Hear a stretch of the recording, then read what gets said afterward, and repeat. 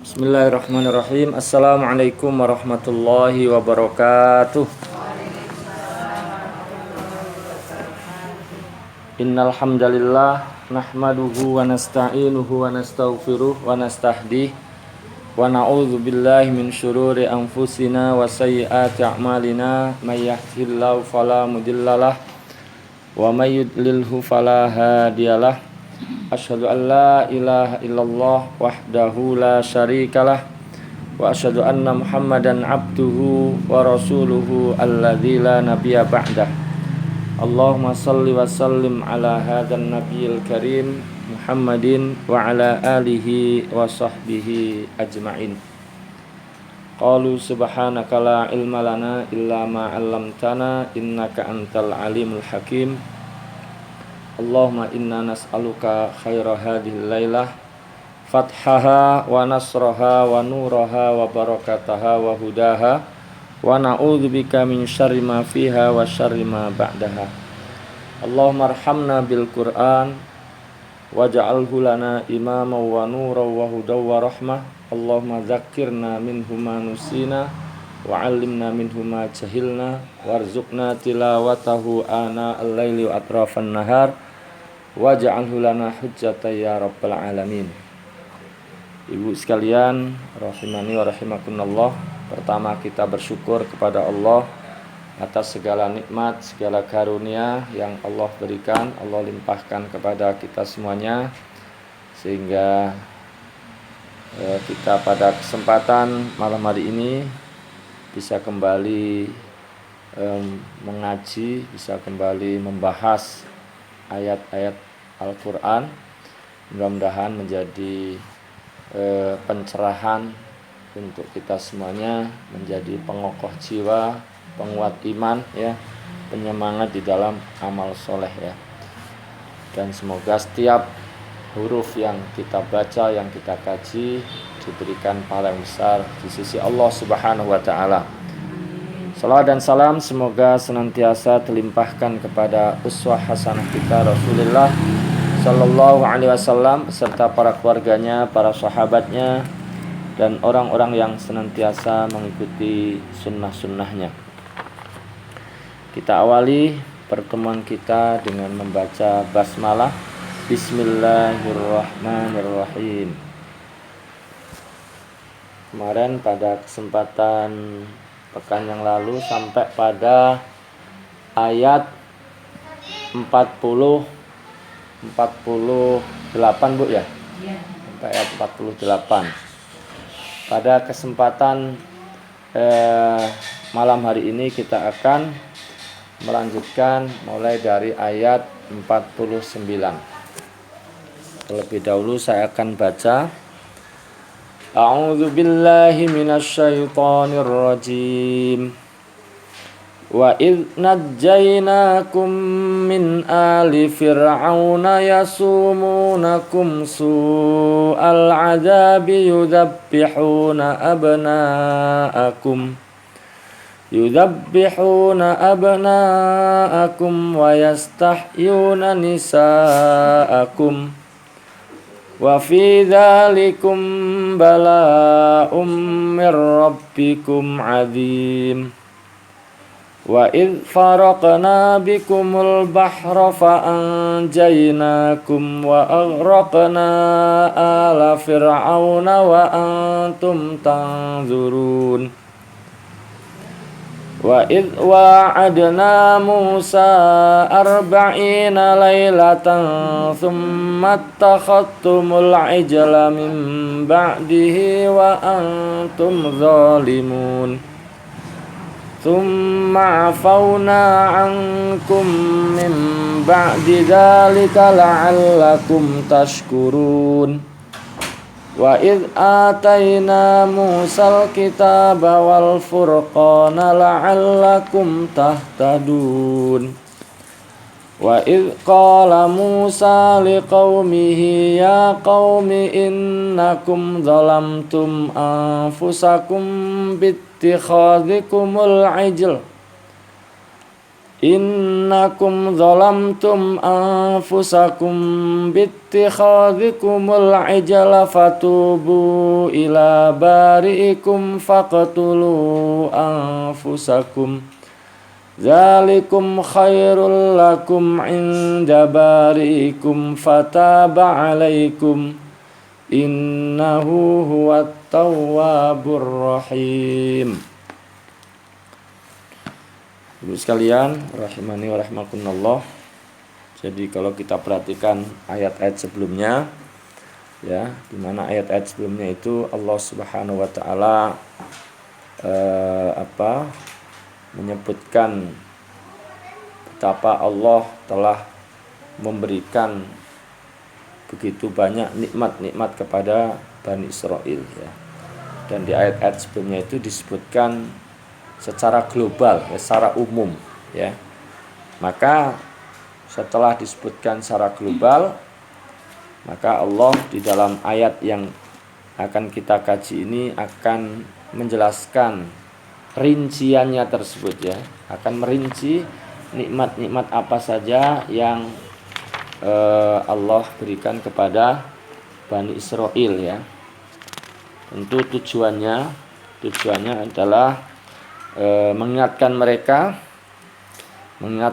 kepada Bani Israel akan nikmat-nikmat tersebut agar mereka mau bersyukur atas nikmat-nikmat tersebut, dan wujud syukurnya itu adalah diantaranya adalah dalam wujud beriman kepada Rasulullah SAW, ya, memeluk agama Islam, mengikuti syariat Islam, ya, pokoknya tunduk dan patuh sesuai dengan ajaran Nabi Muhammad SAW. Nah, ini tentu yang diingatkan di sini adalah Bani Israel di masa Nabi Muhammad SAW. Diingatkan nikmat-nikmat yang dulu pernah diberikan kepada bapak moyangnya, nenek moyangnya, ya. Mari kita lihat ayat-ayat yang tadi kita baca. A'udzubillahi minasyaitonirrajim. Wa id najjainakum, dan ingatlah ketika kami menyelamatkan kalian, ya. Kalau dalam Shaffatut Tafasir dikatakan uzkuru ya bani Israil ni'mati alaikum hina najjaitu aba'akum, ya. Ingatlah wahai Bani Israel, ingatlah akan nikmat-nikmatku kepada kalian, yaitu ketika aku atau kami menyelamatkan kalian, ya. Menyelamatkan dari apa atau dari siapa, ya. Yaitu kemudian diterangkan atau dilanjutkan pada ayat berikutnya atau kalimat berikutnya, min ali fir'aun, ya, dari pengikut-pengikut Fir'aun, ya. Min ali fir'aun, dari kekejaman Fir'aun dan pengikut-pengikutnya, ya. Dan sekali lagi ini khitab ini atau kalimat ini ditujukan kepada anak keturunan Bani Israel yang ada di masa Nabi Muhammad SAW. Karena seperti yang sebelumnya disampaikan, nikmat kepada bapak moyang, kepada nenek moyang itu hakikatnya adalah nikmatun alal abna, ya. Ungkapan para ulama, annan nikmah alal abai nikmatun alal abna, ya. Nikmat yang Allah berikan kepada bapak moyang, nenek moyang itu hakikatnya adalah nikmat kepada anak keturunannya. Ibu sekalian, rahimani rahimakumullah, di situ kita lihat ada min ali fir'aun, ya. Ali atau alu, ya. Sebelum dimasuki min kan berarti alu, ya. Alu itu asalnya adalah kata ahlu, ya. Kemudian haknya diganti alif, ya. Dan biasanya ini dipakai untuk orang-orang penting, untuk orang-orang yang punya kedudukan, ya, seperti raja-raja begitu. Biasanya pakai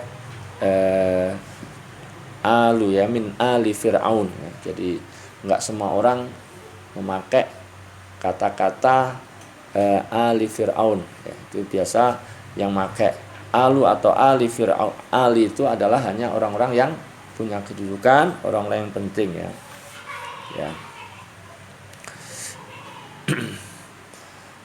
Fir'aun itu sendiri artinya orang yang zolim, orang yang berlaku sewenang-wenang ya. Nah, kata Fir'aun itu bentuk jamaknya fara'inah. Kalau dalam bahasa Arab ada tafara'ana, itu artinya togo, artinya juga tajabbaro ya, artinya berbuat sewenang-wenang, atau bisa diartikan tafara'ana artinya bertingkah laku seperti Fir'aun.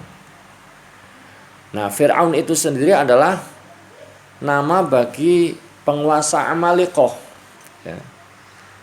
Atau kalau seperti di kalangan masyarakat Romawi ya, penguasanya atau pemimpinnya namanya kaisar. Nah, kalau bangsa Persia penguasa namanya Kisro. Nah, penguasa Mesir pada masa itu biasa disebut dengan Fir'aun ya, atau penguasa Amalikoh ya, Amalikoh.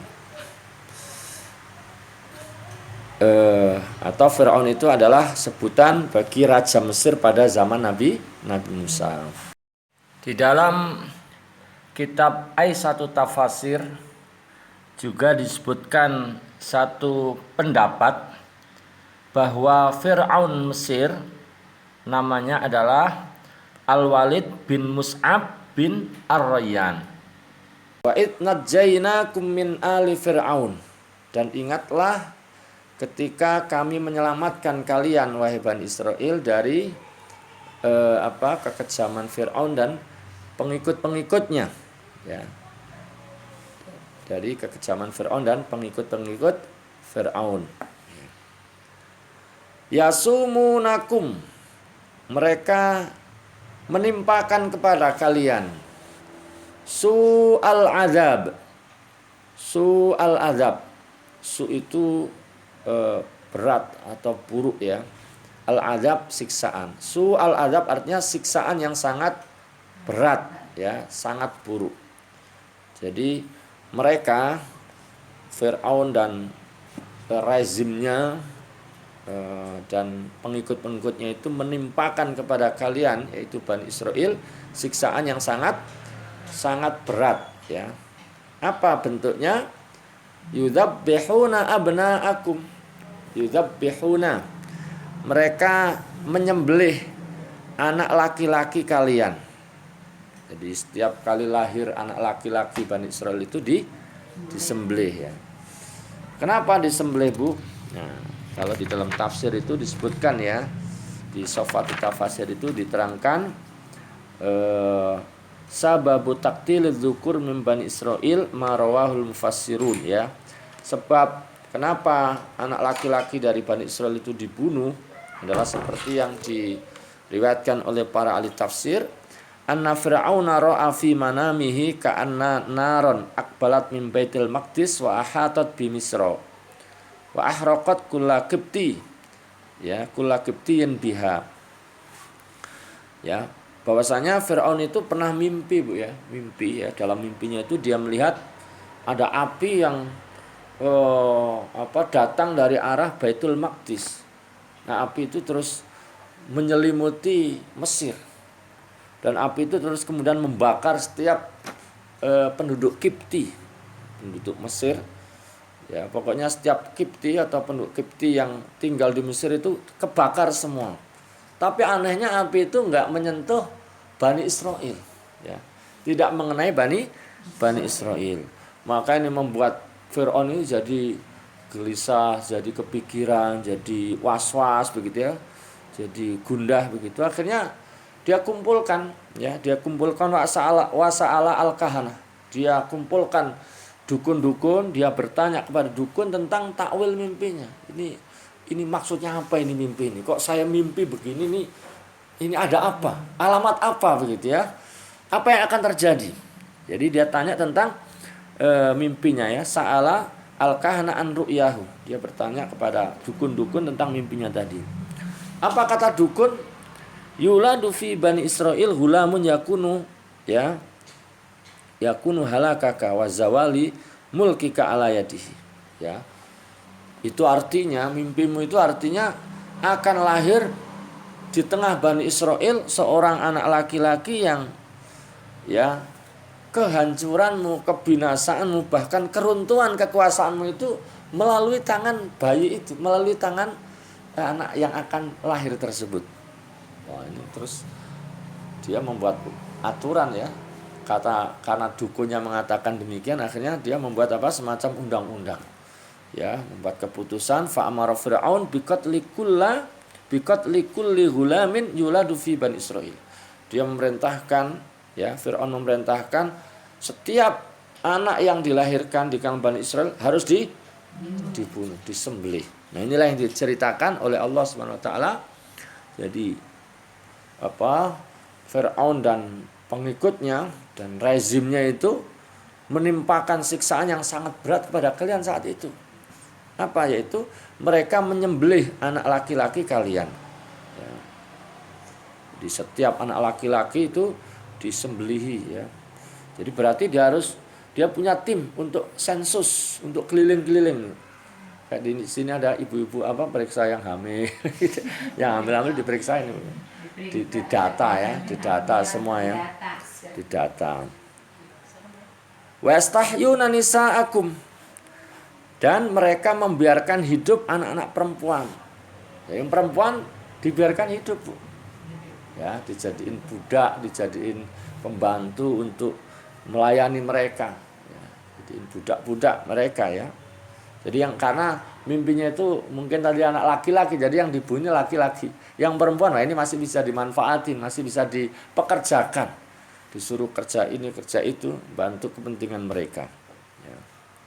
Bahkan disebutkan dalam kitab tafsir itu makna wa yastahyuna nisaakum itu diartikan yakshifuna an haya'il mar'ah. Mereka memeriksa kemaluan wanita. Jadi perempuan-perempuan diperiksa kemaluannya, Bu. Diperiksa farjinya untuk dilihat apakah dia ini hamil atau tidak. Nah, kalau dulu kan mungkin kalau sekarang kan namanya pemeriksaan biasa ya di apa, Bu ya? Tes. Nah, kalau dulu kan sifatnya ini kayak sensus yang maksa gitu ya. Sensus yang untuk tujuannya itu mencari tahu ini hamil atau tidak ya. Ya, jadi sampai seperti itu, Bu ya. Nah, kalau hamil lah ditungguin, didata, diawasin ya. Kalau ternyata lahirnya laki-laki langsung dibunuh, langsung disembelih. Itulah nasib kalian dulu wahai Bani Israel ya. Kalian dulu itu mengalami hal yang seperti itu. Ya. Terus akhirnya diselamatkan oleh Allah. Jadi saking bengisnya itu sampai seperti itu ya. Di kita sebengis-bengisnya nggak sampai begitu, Bu ya. Di masa sekarang itu ya bengis ya, misalnya ada raja-raja yang bengis ya, saya nggak menyebut siapa, pokoknya kalau toh ada ya mungkin nggak sampai seperti ini. Tapi Bani Israel pernah mengalami situasi di mana mereka itu sampai sebegitu beratnya. Bayi laki-laki disembelihi. Nah, dan caranya ya tadi wanita-wanita hamil diperiksa semua ya, diawasi. Kalau lahir laki-laki dibunuh. Kalau perempuan dibiarkan hidup, dijadiin budak-budak, dijadiin pembantu-pembantu ya.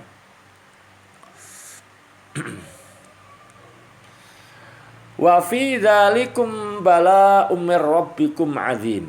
Wa fi dzalikum, dan pada yang demikian itu ya, bala'un adalah merupakan bala, cobaan ya, cobaan dari siapa? Mir rabbikum, dari Tuhan kalian, dari Allah, 'adzimun yang besar ya. Jadi pada apa yang kalian alami ya, di mana yang laki-laki laki-laki disembelih, yang perempuan dibiarkan hidup, itulah yang dimaksud dengan zalikum tadi ya. Jadi pada situasi yang kalian alami di mana anak laki-laki kalian disembelih, anak perempuan dibiarkan hidup, itu adalah merupakan cobaan yang besar dari Allah, ujian yang besar. Ya, kalian begitu dikuasai ya sedemikian rupa oleh mereka. Ibu sekalian rahimakumullah, di dalam Aisyatut Tafasir dijelaskan ya, kata bala itu kadang yang dimaksud itu adalah kebaikan, kadang yang dimaksud adalah keburukan. Jadi bala itu bisa berupa kebaikan, bisa juga keburukan. Kalau Ibu dengar kata bala itu mesti apa, Bu? Keburukan. Nah, padahal kata bala itu nggak selalu buruk ya, nggak selalu buruk ya, bisa bentuknya baik, bisa bentuknya burukan. Kita bisa lihat dalam surah Al-Anbiya ya, Bu ya, surah Al-Anbiya ayat 35, Allah Subhanahu wa taala berfirman, wa nabluukum bisyarri wal khairi fitnah ya, wa nabluukum bisyarri wal khairi fitnah ya, dan kami akan menguji kalian dengan keburukan dan kebaikan sebagai cobaan, sebagai ujian. Jadi ujian yang diberikan kepada manusia, kepada kalian termasuk pada Bani Israil itu kadang berupa apa, Bu? Bisa berupa keburukan, bisa pula berupa kebaikan. Nah, dalam hal kepada Bani Israil ini ya, Allah juga uji. Allah berikan bala kepada mereka, kepada Bani Israil berupa ada keburukan, ada kebaikan. Ya. Yang keburukan itu yang mana? Yaitu tadi ya, min qatlin wastib'adin, yang laki-laki disembelihin, yang perempuan dijadikan budak, itu kan keburukan. Tapi ada juga bala cobaan yang berupa kebaikan. Apa? Itu nanti diterangkan pada ayat-ayat berikutnya, termasuk tadi mereka diselamatkan. Itu kan cobaan yang berupa kebaikan ya, kebaikan. Termasuk nanti musuh-musuhnya, musuh bukan saja Nabi Musa, bukan saja Bani Israil diselamatkan ya, tapi juga musuh-musuhnya dihancurkan. Itu kan juga berupa kebaikan. Nah, jadi ketika disebut kata bala, yaitu kadang berupa kebaikan, kadang berupa keburukan. Ini seperti tadi dalam firman Allah surat apa, Bu? Al-Anbiya ayat 35, wa nabluukum bisyarri wal khairi fitnah. Baik.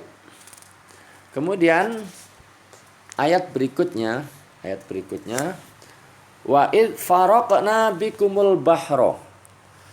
Wa id faraqna, dan ingatlah ketika ya kami membelah untuk kalian, yaitu al-bahra, lautan.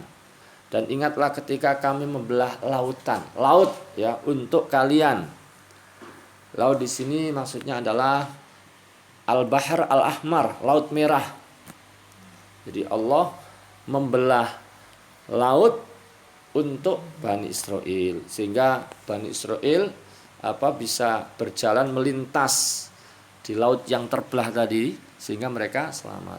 Saat itu kan mereka dikejar ya, Bu ya, dikejar oleh Fir'aun, oleh tentara Fir'aun, dan kemudian oleh Allah laut itu dibelah ya dengan mukjizat yang diberikan kepada Nabi Musa ya, Bu ya, dengan tongkatnya itu, kemudian laut menjadi terbelah ya, dan mereka bisa berjalan melintas dan kemudian selamat ya. Nanti rinciannya nanti akan dibahas di ayat-ayat berikutnya ya.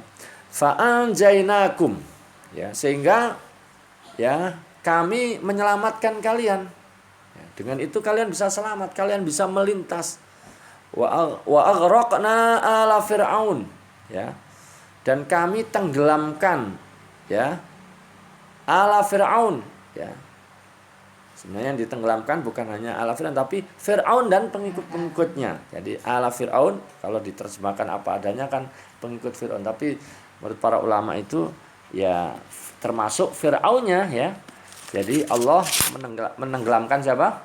Fir'aun dan pengikut-pengikutnya. Makanya di kitab ini dikatakan wa aghraqna ala fir'aun, ya, wa aghraqna fir'auna wa qaumahu. Ya, kami tenggelamkan Fir'aun dan kaumnya dan pengikutnya. Wa antum tanzurun. Wa antum tanzurun, ya, sedangkan kalian apa? Menyaksikan. Ya, kalian menyaksikan peristiwa itu. Ya. Jadi selamat, tapi terus di samping selamat, Bu, menyaksikan bagaimana musuh-musuhnya yang selama ini berbuat zalim itu tenggelam. Ini kan nikmat yang besar, Bu, ya. Jadi bukan hanya merasakan ya keselamatan, ya, yang tadinya itu mungkin sudah di ujung tanduk, ya, sudah mau terkejar, tapi oleh Allah diselamatkan. Laut dibelah sehingga mereka bisa melintas dan mereka menyaksikan peristiwa itu, peristiwa di mana musuh-musuhnya itu dibinasakan, ya, ditenggelamkan oleh Allah Subhanahu wa taala. Itu berarti nikmat yang sangat besar, ya. Baik. Wa id wa'adna Musa arba'ina lailah. Wa id wa'adna, dan ingatlah ketika kami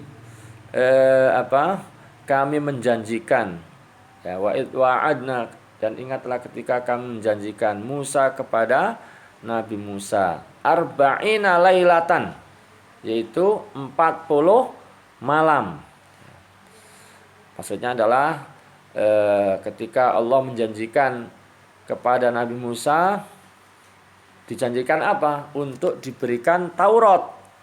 Diberikan apa, Bu? Taurat, ya. Setelah 40 malam, ya, sesudah mereka diselamatkan, ya. Mereka diselamatkan dari Fir'aun dan Fir'aun dibinasakan oleh Allah Subhanahu wa taala, ya. Menurut para ulama, ya, Bu, ya, peristiwa ini agak kembali ke depan tadi, ya. Peristiwa Nabi Musa termasuk Bani Israel diselamatkan oleh Allah dari Fir'aun itu, yaitu bertepatan dengan hari Asyura. Bertepatan dengan apa, Bu? Hari Asyura, ya. Hari Asyura itu apa? Tanggal berapa, Bu? Tanggal 10 bulan Al-Muharram, ya. Tanggal 10 bulan Al-Muharram. Ini seperti dalam suatu hadis, ya, diriwayatkan oleh Imam Bukhari, bahwa Nabi Muhammad SAW ketika hijrah ke Madinah itu mendapati orang-orang Yahudi itu puasa pada hari Asyura. Jadi ketika Nabi Muhammad hijrah dari Mekah ke Madinah, ketika sampai di Madinah, Nabi mendapati orang-orang Yahudi itu pada puasa setiap hari apa, Bu? Hari Asyura. Asyura itu tanggal 10 bulan Muharram, ya. Ketika mereka ditanya kenapa mereka melakukan puasa hari Asyura, mereka mengatakan karena hari Asyura itu hari yang baik, hari istimewa, hari di mana Nabi Musa, ya, dan Bani Israel itu diselamatkan oleh Allah Subhanahu wa taala, ya. Karena itu mereka peringati, ya. Nah, karena Nabi Musa sebagai wujud syukur itu puasa hari Asyura, dan itu ternyata dilestarikan, dijaga terus oleh Bani Israel, oleh orang-orang Yahudi. Jadi orang Yahudi juga niteni, ya, ngapalin hari Asyura, Bu. Ya. Kalender mereka juga, ya, menggunakan ini juga, kalender Qamariyah. Tiap tanggal 10 Muharram mereka puasa. Nah, ketika mendapatkan penjelasan seperti itu, Nabi Muhammad SAW memerintahkan para sahabat, ya, untuk juga puasa. Nabi Muhammad mengatakan, ya, kita ini lebih berhak mengikuti Musa daripada mereka. Karena itu Nabi Muhammad yang merintahkan, ya, Nabi Muhammad puasa dan juga memerintahkan para sahabat untuk juga puasa pada hari Asyura. Nah, kenapa mereka puasa hari Asyura? Yaitu tadi sebagai wujud syukur bahwa mereka, ya, bapak moyang mereka dulu diselamatkan oleh Allah dari Fir'aun, ya, dari Fir'aun. Nah, setelah 40 malam dari peristiwa itu, ya, setelah 40 malam atau 40 hari, ya Allah Subhanahu wa taala menjanjikan kepada Nabi Musa untuk apa, Bu? Untuk memberikan apa, Bu? Taurat. Memberikan Taurat. Memberikan kitab ya sebagai petunjuk ya, sebagai petunjuk buat mereka, sebagai cahaya kehidupan buat mereka. Nah, itu terjadi kurang lebih setelah 40 hari, 40 atau 40 malam setelah peristiwa itu. Tsumma takhattumul ijla min ba'dihi. Tsumma kemudian ittakhattum. Jadi kalau dibaca terus ya tsumma takhattumul ijla. Tapi kalau dibaca berhenti ya tsumma ittakhattum gitu, Bu ya. Nah, kalau kita baca terus berarti tsumma takhattumul ijla.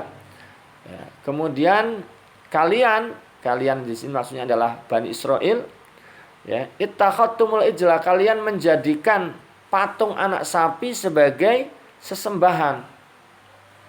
Jadi saat ditinggal oleh Nabi Musa, Bu, untuk menghadap Allah, untuk sesuai dengan janji Allah tersebut akan diberikan Taurat. Nah, ini Bani Israel itu diserahkan kepada siapa? Nabi Harun. Nabi Harun mewakili atau menggantikan kedudukan Nabi Musa, memimpin Bani Israil. Nah, pada saat masa itu ada seorang namanya Samiri ya, Bu ya. Samiri di kitab-kitab itu dia ini ngumpulin emas-emas dari wanita-wanita ya. Terus emas-emas itu terus dibikin patung anak sapi. Ya. Terus kemudian mereka mengatakan hadza ilahukum wa ilahu Musa. Ini adalah Tuhan kalian dan Tuhannya Musa. Fa'buduhu. Sembahlah gitu ya. Nah, Bani Israil ini main ngikut saja ya. Enggak pakai mikir ini benar atau enggak begitu. Kebanyakan pada ngikut. Kebanyakan pada mengikuti mereka ya. Sudah berusaha diingatkan oleh Nabi Harun, tapi kebanyakan malah justru mengikuti Samiri tadi itu ya. Mengikuti yaitu menyembah patung anak sapi yang terbuat dari emas tersebut ya. Nah, dengan hal yang seperti itu mereka ya murtad. Dianggap murtad ya. Dianggap murtad ya dari agama. Ya. Jadi tsumma takhattumul ijla min ba'dihi. Kemudian kalian wahai Bani Israel ya menjadikan patung anak sapi sebagai sesembahan. Ya, mim ba'dihi yaitu setelah kepergiannya. Setelah kepergian siapa, Bu? Musa. Kepergian Nabi Musa. Ya, pergi tadi dalam rangka menerima Taurat tadi. Wa antum zalimun. Dan kalian ya, maksudnya Bani Israel ya. Ya, zalimun adalah orang-orang yang zalim. Kalian berarti dengan perbuatan itu yang tadinya sudah tahu, sudah diberitahu bahwa Tuhan itu adalah Allah yang berhak disembah Allah, baru ditinggal sebentar saja sudah murtad ya. Dengan tindakan itu berarti kalian telah melampaui batas. Kalian telah melakukan kezaliman kepada diri sendiri. Ya, karena sesungguhnya orang yang melakukan penyembahan kepada selain Allah atau orang yang menyekutukan Allah atau orang yang murtad itu hakikatnya dia telah berbuat zalim kepada diri sendiri. Yang rugi dengan perbuatan itu siapa, Bu? Diri sendiri. Allah nggak rugi, Bu. Semua orang taat ya Allah nggak untung. Semua orang maksiat, semua orang tidak ada yang menyembah Allah juga Allah tidak rugi. Jadi ketika ada orang berbuat maksiat termasuk berbuat kekufuran, menyembah anak sapi ya, patung anak sapi tadi, itu berarti telah berbuat kekufuran, telah berbuat zalim kepada diri sendiri. Maka Allah mengatakan wa antum zalimun. Dan kalian wahai Bani Israel adalah orang-orang yang zalim. Zalim kepada siapa? Apakah zalim kepada Allah? Enggak. Allah enggak akan rugi dengan itu ya. Kalian telah berbuat zalim kepada diri sendiri. Tsumma afauna ankum. Tsumma kemudian afauna kami maafkan ankum kalian. Harusnya kan ini kan pelanggaran berat ya Bu ya. Itu kan pelanggaran berat sekali. Ya, murtad dari agama itu pelanggaran berat ya. Sudah diberitahu, sudah ditunjukkan tentang siapa itu Tuhan, siapa yang berhak disembah. Ya ternyata murtad. Ternyata menyembah selain Allah. Harusnya itu layak untuk dihukum yang berat. Tapi oleh Allah masih dibuka pintu maaf ya. Tsumma ankum. Kemudian kami maafkan kalian. Ya. Kami maafkan kalian dari perbuatan yang sangat buruk tersebut. Ya. Mim ba'di dzalik. Sesudah itu maksudnya adalah sesudah menjadikan patung anak sapi sebagai sesembahan. Itu kan perbuatan sangat buruk, sangat tidak harusnya, sangat tidak bisa dimaafkan. Tapi oleh Allah masih dimaafkan karena Allah itu Maha Pemaaf, Maha Pengampun. La'allakum tashkurun ya, la'allakum tashkurun ya, agar kalian menjadi orang-orang yang bersyukur ya, bersyukur terhadap nikmat-nikmat Allah ya, dan dengan itu kalian nantinya menjadi orang-orang yang senantiasa dan terus taat kepada Allah Subhanahu wa taala setelah peristiwa itu.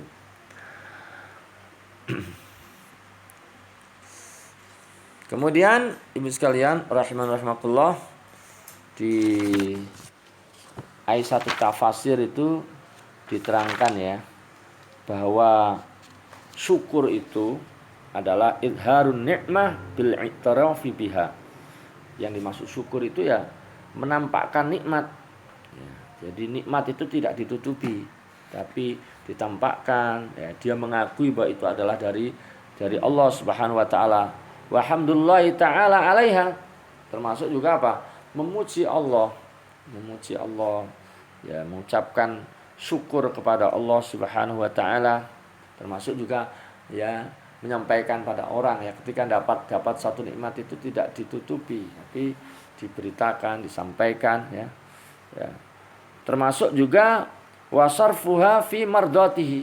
Disebut syukur itu adalah dengan cara apa? Menggunakan nikmat itu dalam rangka mencari keridhaan Allah, dalam rangka ketaatan kepada Allah Subhanahu wa taala ya. Ini diantara makna syukur ya, makna syukur. Baik, kemudian tadi sampai ayat berapa Bu? Ayat 52 ya. Nah, kemudian kita lanjutkan ayat 53. Ayat 53. Wa id ataina Musal kitaba wal furqana. Wa id ataina, dan ingatlah ketika kami memberikan ya Musa kepada Nabi Musa al-kitaba, kitab, wal furqana, dan al-furqan ya. Artinya ingatlah wahai Bani Israel ya akan nikmat-nikmatku kepada kalian, yaitu diantaranya ketika aku berikan kepada Nabi Musa kitab Taurat, kitab yang menjadi pembeda antara yang hak dan yang batil ya, antara yang hak dan yang batil, antara yang benar, yang salah. Itu dengan kitab itu orang jadi tahu. Karena kalau tidak ada bimbingan dari Allah melalui kitab yang diturunkan, melalui Rasul yang diutus ya, kita nggak tahu mana yang benar, mana yang salah, mana yang hak, mana yang batil. Di ayat 1 tafsir dijelaskan ya, yang dimaksud dengan furqan, al-furqan itu adalah lafdzun amun yutlaqu ala kulli ma yufarriqu bi bainal haqqi wal batil. Jadi yang dimaksud furqan, kata furqan itu lafadz yang sangat masih umum ya Bu ya. Artinya segala sesuatu yang dengan itu bisa membedakan antara yang hak dan yang batil itu disebut dengan furqan. Ya, kal mukjizat seperti mukjizat, wal ayat seperti ayat-ayat, wal ulum as-sahihah seperti ilmu-ilmu yang sahih, yang benar ya. Itu semua bisa disebut dengan furqan. Pokoknya segala sesuatu yang dengan itu bisa digunakan untuk membedakan mana yang hak mana yang batil, maka itu bisa disebut dengan furqan. Jadi ingatlah wahai Bani Israel ketika kami menurunkan ya kepada Musa, kepada Nabi Musa, yaitu kitab dan furqan ya. Dengan maksudnya kitab itu adalah kitab Taurat ya. dan juga tadi Al-Furqan ya, suatu yang dengan itu bisa dibedakan mana yang hak, mana yang batil. La'allakum tahtadun, la'allakum agar kalian tahtadun memperoleh petunjuk ya, agar kalian memperoleh petunjuk dengan cara apa? Dengan cara mentadaburinya, Bu. Kita bisa mendapatkan petunjuk Quran itu ya dengan cara mengkaji, mentadaburinya, baru kemudian kita faham, kita tahu, kita mengerti isinya. Nah, termasuk juga tidak hanya ditadaburi tapi juga diamalkan isinya, ya, diamalkan hukum-hukumnya, ya. Agar kalian memperoleh petunjuk untuk apa? Untuk mengetahui kebenaran dalam seluruh urusan kalian, baik urusan agama maupun urusan dunia. Ini makna daripada la'allakum tahtadun ya, agar kalian memperoleh petunjuk. Kemudian ibu sekalian, satu ayat lagi ya. Wa id qala Musa liqaumihi. Wa id qala Musa liqaumihi. Dan ingatlah ketika qala berkata Musa, yaitu Nabi Musa, liqaumihi kepada kaumnya. Dan ingatlah ketika Nabi Musa berkata kepada kaumnya. Nah, di ayat 1 tafsir dijelaskan bahwa liqaumi di sini ya, liqaumi di sini maksudnya adalah untuk kalangan laki-laki saja ya, bukan wanita. Ya, karena memang kadang-kadang kata kaum itu lebih khusus untuk laki-laki. Tapi kadang-kadang ketika disebut kaum itu bisa juga laki-laki dan perempuan ya. Nah, di sini disebutkan liqaumihi lafdul qaum yuradu bi ar-rijal ya. Khususnya di sini dalam ayat ini kaum di sini maksudnya adalah laki-laki. Dan ingatlah ketika Nabi Musa berkata kepada kaumnya, ya qaumi, wahai kaumku, innakum, sesungguhnya kalian zalamtum, kalian telah berbuat zalim, anfusakum, kepada diri kalian sendiri ya, kepada diri kalian sendiri. Yaitu ini dikatakan oleh Nabi Musa kapan, Bu ya? Ya setelah menemui Allah, setelah dipanggil oleh Allah untuk bermunajat tadi, untuk mendapatkan apa, Bu? Mendapatkan Taurat ya, mendapatkan Taurat. Nah, itu ketika pulang ya, yang tadinya sebenarnya sudah diamanahkan kepada Nabi Harun ya, ternyata akhirnya gara-gara Samiri ini ya, menipu mereka, mengajak mereka untuk murtad ya, untuk menyembah patung anak sapi ya. Kemudian Nabi Musa ya menemui kaumnya dan kemudian mengatakan, ya qaum, wahai kaumku, innakum, sesungguhnya kalian, zalamtum anfusakum, kalian telah berbuat zalim kepada diri kalian ya, berbuat zalim bentuknya apa, Bu? Yaitu tadi menyembah patung anak sapi. Ini adalah perbuatan zalim ya. Makanya di situ dikatakan bittikhadikumul ijlah, yaitu dengan kalian menjadikan patung anak sapi sebagai sesembahan. Dengan kalian menyembah, beribadah kepada anak sapi, kepada patung anak sapi. Itu adalah berarti kalian telah berbuat zalim kepada diri kalian. Maka Nabi Musa menasehati ya, fatubu ila barikum, fatubu, karena itu ya, oleh karena itu tubu ila barikum, bertobatlah kalian kepada barikum, kepada pencipta kalian, kepada Allah Subhanahu wa taala yang telah menciptakan kalian ya. Barikum itu artinya Tuhan yang terbebas dari aib dan kekurangan. Jadi enggak punya aib, enggak punya kekurangan ya. Bertobatlah kalian kepada Allah. Faqatulu anfusakum, dan bunuhlah diri kalian. Nah, coba, Bu, betapa beratnya ya cara taubat Bani Israel saat itu ya. Taubat itu disuruh apa, Bu? Bunuh diri. Nah, disuruh bunuh diri. Di sini disuruh membunuh diri kalian. Maksudnya di sini maksudnya adalah orang-orang Bani Israel yang enggak ikut-ikutan menyembah patung anak sapi, diperintahkan untuk membunuh orang-orang yang apa? Yang menyembah patung anak sapi tadi ya. Kalau pengen tobat caranya begitu saat itu. Ya, ya iya. Bahkan di sini disebutkan ya disebutkan faqutilu minhum sab'ina alfan. Ya. Dibunuh di antara mereka itu gara-gara kesalahan yang tadi itu 70.000. Jadi banyak sekali Bu yang ikut terlibat dalam penyembahan anak sapi, patung anak sapi tadi itu 70.000. Ini kata Nabi Musa, fatubu ila barikum. Taubatlah kalian ya kepada Allah, kepada Tuhan kalian ya. Faqatulu anfusakum, dan bunuhlah diri kalian. Maksudnya yang tidak menyembah anak sapi membunuh yang menyembah patung anak sapi tadi ya, yang tidak menyembah patung anak sapi ya, yang terbuat dari emas tadi itu membunuh yang ikut-ikutan menyembah patung anak sapi. Zalikum yang demikian itu maksudnya tadi membunuh atau dibunuh tadi itu ya, yang tidak ikut menyembah patung anak sapi membunuh yang ikut terlibat menyembah anak sapi. Ini maksud daripada zalikum ya. Khairul lakum. Ya. Yang demikian itu adalah khairul lakum, lebih baik lakum bagi kalian. Khairun, lebih baik lakum bagi kalian inda bariikum, di sisi Allah, di sisi pencipta kalian ya. Jadi keridhaan kalian terhadap hukum Allah, rela kalau mau taubat, ridho dihukum seperti itu ya, maka itu adalah lebih baik bagi kalian daripada nanti dihukumnya di mana Bu? Di akhirat, lebih berat. Mendingan sekarang ya, memang nggak enak, akhirnya dibunuh ya, dibunuh. Dan memang di dalam hukum kita Bu, kalau orang itu murtad dari agama, menurut aturan Islam, kalau orang itu murtad dari agama ya, keluar dari Islam, itu hukumnya apa?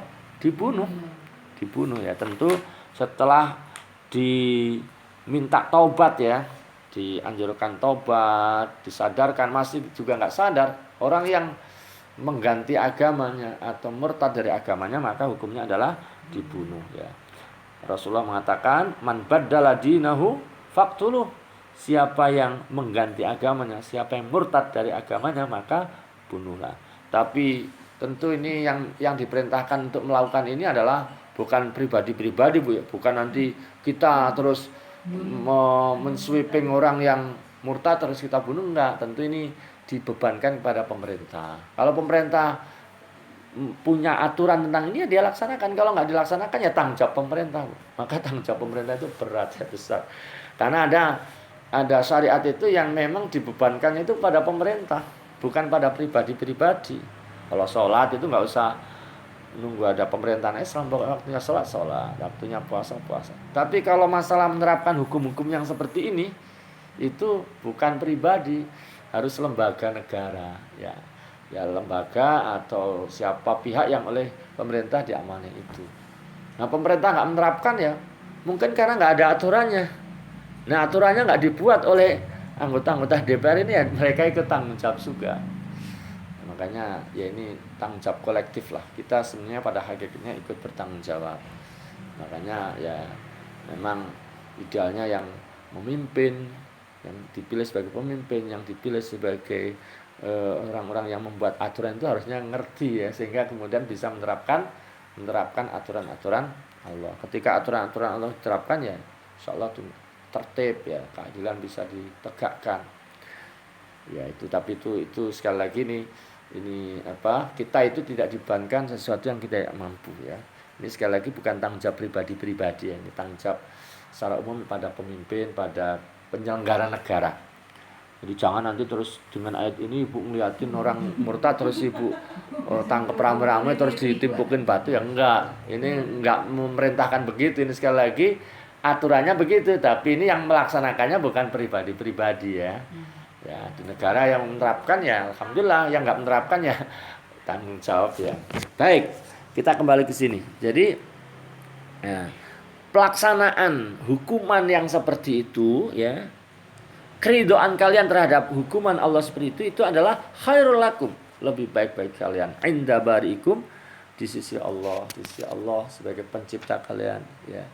Ya Allah yang maha agung. Fataba alaikum, ya. Dia akan menerima taubat kalian, ya. Maka Allah akan menerima taubat kalian. Jadi kalau pengen diterima taubatnya begitu, Bu. Ya. Jadi berat, ya. Memang nanti ada syariat-syariat yang berat sekali, ya. Dan tapi nanti di syariat kita itu diringankan, ya. Seperti kalau di kalangan Bani Israel, Bu, ya, kalangan umat-umat terdahulu itu kalau misalnya ada najis di pakaiannya itu nggak bisa dicuci, Bu. Ya, harus disobek, harus digunting. Kalau ada kotorannya atau najisnya itu digunting. Kalau kita kan dicuci, ya. Nah, itu ringan. Syariat orang dahulu itu berat, ya. Kita bersyukur menjadi umatnya Rasulullah Shallallahu Alaihi Wasallam. Jadi ya itulah syariat dahulu, ya, terserah Allah ngaturnya begitu. Nah sekarang di kita nggak begitu. Nah seperti tadi, ya, gara-gara terlibat itu, ya, kalau mau tobat ya harus siap dieksekusi. Kalau di kita kan disuruh tobat, ya, suruh sadar balik. Kalau nggak mau sadar baru diterapkan. Itu pun kalau ada aturannya. Ya, kalau nggak ada aturannya, ya ini. Karena di sini nggak ada aturannya, orang ya murtad aja. Tapi kalau ada aturannya, orang pasti takut, ya, Bu, ya. Main masuk Islam terus keluar Islam. Kan banyak orang yang masuk Islam pengen nikahin orang, pas sudah dapat keinginannya, sudah keturutan, murtad lagi, ya. Enak aja agama buat main-main.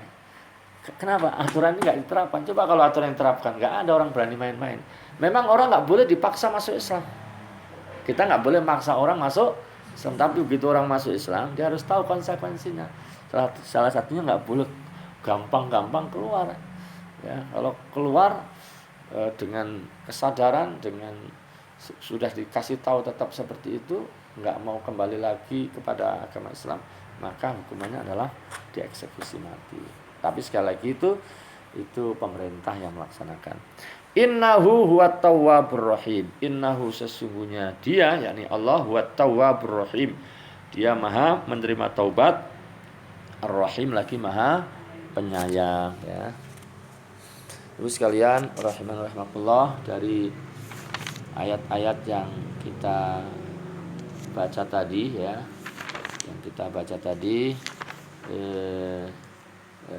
menjelaskan kepada kita betapa pentingnya untuk selalu mengingat nikmat Allah.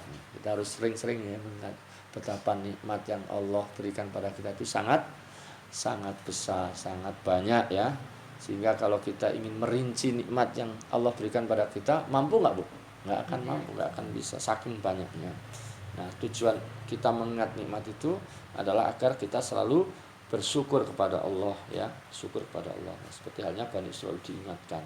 Tentu ayat ini secara khusus, ya, mengingatkan nikmat-nikmat itu kepada Bani Israil, tapi secara umum kan ini ada dalam Quran, berarti juga buat pelajaran kita bagi umat Islam. Nah, kemudian juga ayat yang kita baca tadi menjelaskan kepada kita, Ibu sekalian, bahwa Allah ketika memberikan cobaan, ujian kepada hamba-hambanya itu ada hikmah yang besar, ada hikmah yang tinggi, ya. Karena itu ketika orang mendapatkan cobaan itu memang harus selalu husnudzon pada Allah, karena di balik cobaan, baik cobaan yang baik atau buruk itu, di situ ada hikmah yang besar, ada hikmah yang besar, ya. Nah, ketika misalnya diuji dengan sakit, ya, diuji dengan sesuatu yang tidak mengenakan, itu bisa menghapus apa, Bu? Dosa-dosa, bisa meninggikan derajat, bisa mendapatkan pahala yang besar yang mungkin tidak bisa dicapai dengan sedekahnya sedikit, ya, baca Qurannya sedikit, sholatnya, sunnahnya juga jarang-jarang. Nah, ini gimana mau dapat pahala yang besar, padahal kita pengen dapat Bu? Derajat yang tinggi. Nah, kadang-kadang karena dengan amalan-amalan begitu itu nggak bisa tinggi-tinggi derajatnya, akhirnya kadang oleh Allah agar tinggi dikasih cobaan, dikasih ujian-ujian. Jadi oleh karena itu, ya, kita tidak boleh juga minta cobaan pada Allah, ya. Nggak boleh juga nantangin ingin dapat cobaan karena pahalanya besar terus minta cobaan, ya enggak. Kita Nggak boleh begitu ya. Kita itu selalu diajarkan minta keselamatan, minta kebaikan. Nggak usah minta yang cobaan-cobaan ya Bu ya. Tapi kalau ada cobaan ya kita harus memahami bahwa di balik itu ada hikmahnya. Ada hikmah, ada faedah yang besar untuk diri kita. Untuk kita semuanya. Kemudian yang berikutnya Ibu sekalian, asyirku dzulmun. Kesyirikan itu adalah merupakan kezaliman ya. Kesyirikan itu apa Bu? Merupakan bentuk kezaliman. Bahkan syirkun ya. Inna syirka la dzulmun adzim. Ya, syirik itu adalah kezaliman yang sangat besar. Nah, kenapa disebut zalim Bu? Ya, karena dia dianggap menempatkan sesuatu yang tidak pada tempatnya. Ibadah itu kan mestinya untuk Allah. Diperuntukkan untuk Allah, tapi ternyata ibadah diperuntukkan untuk selain Allah. Itu berarti menempatkan sesuatu yang tidak pada tempatnya ya. Zalim itu artinya orang yang menempatkan sesuatu yang tidak pada tempatnya. Nah, kenapa syirik itu disebut zalim? Karena menempatkan ibadah yang mestinya untuk Allah diperuntukkan untuk yang selain Allah. Nah, itu kezaliman dan bahkan kezaliman yang sangat besar. Kemudian Ibu sekalian, juga ayat yang kita baca tadi menjelaskan bahwa diutusnya Rasul, diturunnya kitab, yaitu juga banyak sekali hikmahnya. Di antara hikmahnya adalah untuk apa? Hidayatun nas ila ma'rifati rabbihim. Untuk memberikan petunjuk kepada manusia agar manusia itu mengenal Tuhannya. Ya. Karena kalau nggak kenal Tuhannya, kalau kita ini nggak kenal Allah, kita nggak kenal diri kita.